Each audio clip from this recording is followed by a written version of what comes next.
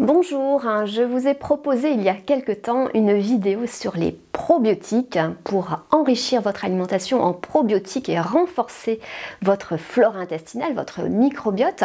Et bien, dans cette vidéo, j'aimerais vous parler un peu plus des prébiotiques, vous expliquer la différence entre les deux, entre probiotiques et prébiotiques, et où trouver comment enrichir en fait votre alimentation facilement en prébiotiques.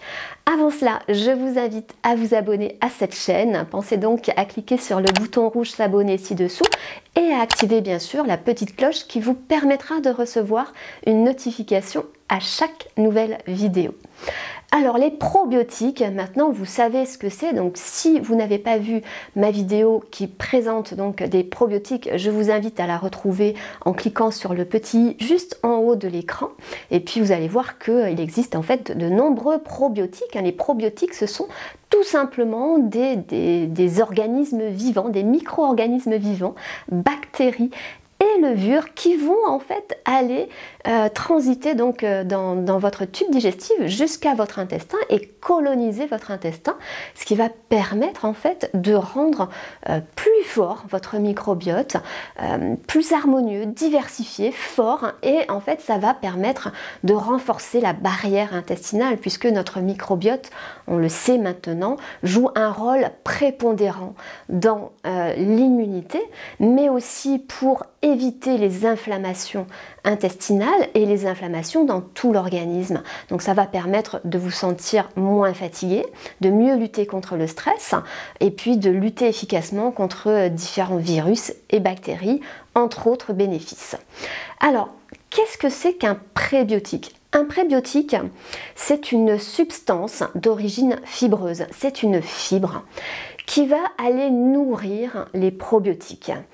Les prébiotiques, donc ce sont des fibres qui ne sont pas digérées. Nous n'avons pas l'enzyme nécessaire pour dégrader les prébiotiques et du coup ça va transiter donc comme les probiotiques en fait jusqu'à votre intestin. Et qu'est-ce qui va se passer? Eh bien en fait, nous n'avons pas l'enzyme pour digérer ces prébiotiques. Par contre, les bactéries dans notre intestin savent utiliser les prébiotiques, les utilisent comme aliment en fait. Le prébiotique, c'est l'aliment du probiotique.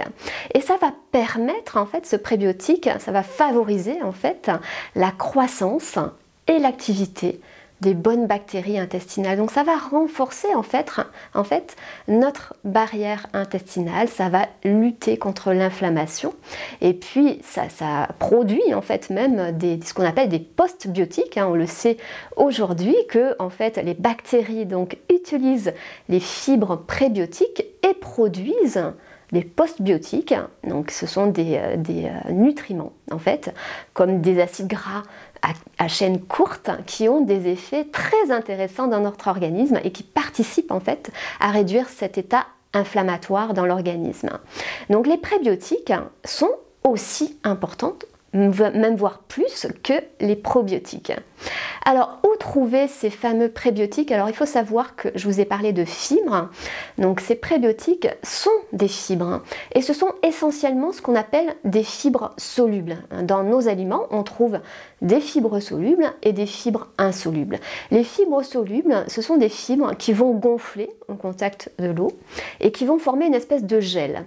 Les fibres insolubles n'ont pas le même effet. En fait, elles ne vont pas gonfler comme les fibres solubles, elles vont juste transiter en fait dans l'intestin. Elles vont quand même gonfler un petit peu, mais du coup, elles vont en fait permettre d'évacuer les selles et d'éliminer par exemple les toxines. Donc c'est quand même intéressant, mais elles n'ont pas cet effet prébiotique comme peuvent l'avoir vraiment les fibres solubles. Donc c'est vraiment les fibres solubles qu'il faut privilégier. Et ces fibres solubles, vous allez en trouver différents types. Vous allez en trouver par exemple dans les graines de chia, dans les graines de lin ou dans le psyllium. Ce sont ce qu'on appelle le mucilage. Le mucilage, donc ça va vraiment gonfler. Quand vous mettez des graines de chia dans un peu d'eau, vous allez voir que rapidement, vous allez avoir une espèce de gel qui va se former.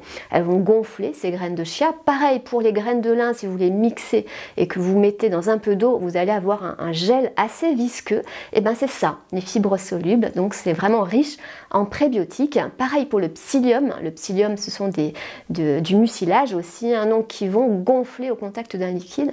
Ben c'est ça, ces fameux prébiotiques, c'est vraiment ces mucilages, ce gel qui va donc avoir un effet intéressant dans notre intestin, et pas que dans notre intestin, hein, puisque ça a aussi d'autres propriétés, ces fibres solubles. Ça permet par exemple de limiter le pic glycémique. C'est pour ça que l'alimentation à index glycémique bas est intéressante, hein, riche en fibres solubles avec ses effets prébiotiques et aussi pour limiter le pic glycémique. Ça permet aussi d'être mieux rassasié, hein, dans l'estomac. Quand vous avez un gel qui se forme, bien, ça a un effet vraiment coupe-faim intéressant, et puis ça aide aussi à réduire le taux de cholestérol. Donc vous avez vraiment tout intérêt à consommer, à enrichir votre alimentation en fibres prébiotiques, hein, donc en fibres solubles. Donc on en trouve, comme je vous l'ai dit, donc dans les graines de chia, les graines de lin, le psyllium. Alors attention, attention, il ne faut pas manger du jour au lendemain beaucoup de fibres solubles parce que ça, vous n'allez pas le supporter. Tout changement alimentaire important doit être toujours très progressif. Si vous voulez bien le tolérer au niveau digestif, il faut y aller petit à petit.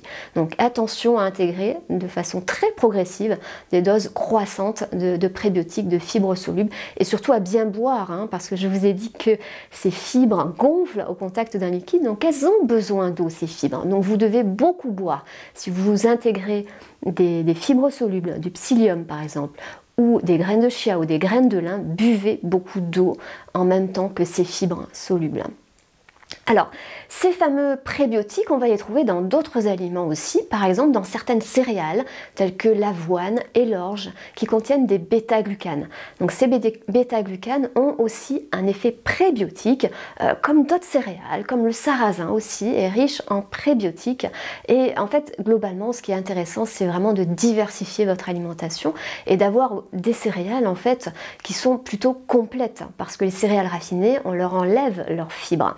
C'est plutôt des fibres insolubles, mais un petit peu quand même de fibres solubles. Donc c'est vraiment intéressant de diversifier votre alimentation et de privilégier bien sûr les aliments complets le plus souvent possible. On trouve également des fibres de nature prébiotique dans certains aliments, dans certains fruits et légumes, bien sûr, les pectines, les fameuses pectines qu'on va retrouver notamment dans la pomme ou dans la carotte. Et puis on trouve également de l'inuline. L'inuline, c'est aussi une fibre prébiotique qu'on va retrouver dans certaines céréales et dans certains légumes, tels que l'ail, les topinambours. On va retrouver dans la chicorée également de l'inuline, on va en retrouver dans les salsifis, on va en retrouver dans les oignons. Donc mettez des légumes à l'honneur dans vos menus. Les légumes doivent faire partie de votre quotidien, et midi et soir, ça doit être même la base de votre alimentation pour vraiment faire le plein de fibres, mais également de minéraux, de vitamines, de composés antioxydants. Vous savez, on ne nourrit pas notre organisme avec des calories, on le nourrit avec des éléments nutritifs. Notre corps n'a pas besoin spécialement de calories. On a bien sûr besoin de calories, mais ce qui est vraiment important pour lui, c'est des nutriments essentiels, c'est des acides gras essentiels, c'est des oligo-éléments, c'est des vitamines, et c'est avec ça que vous nourrissez votre corps. C'est pas avec des aliments qui contiennent uniquement des calories, ce qu'on appelle des calories vides. Alors j'ai fait un petit aparté là sur ce qui est important pour notre corps, mais retenez ça, c'est vraiment important. Donc je reviens à mes fibres prébiotiques, hein, vous l'avez compris, fibres solubles surtout, mais fibres en général, hein, parce que même les fibres insolubles ont des effets intéressants dans notre organisme. Donc pour enrichir votre alimentation en prébiotiques, pensez aux fibres solubles, les graines de chia, les graines de lin, le psyllium, les fruits et légumes. Diversifiez vos céréales, pensez au sarrasin, à l'orge, à l'avoine, et diversifiez, et du coup vous aurez davantage de prébiotiques qui vont favoriser l'activité et la croissance des probiotiques de votre flore intestinale.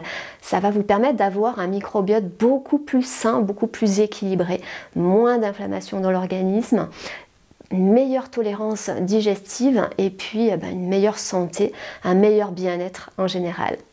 Voilà pour cette vidéo, j'espère qu'elle vous sera utile. N'oubliez pas de la liker et commentez-la si vous avez bien sûr des questions à me poser. Et quant à nous, on se retrouve la semaine prochaine pour une nouvelle vidéo et des nouveaux conseils nutrition.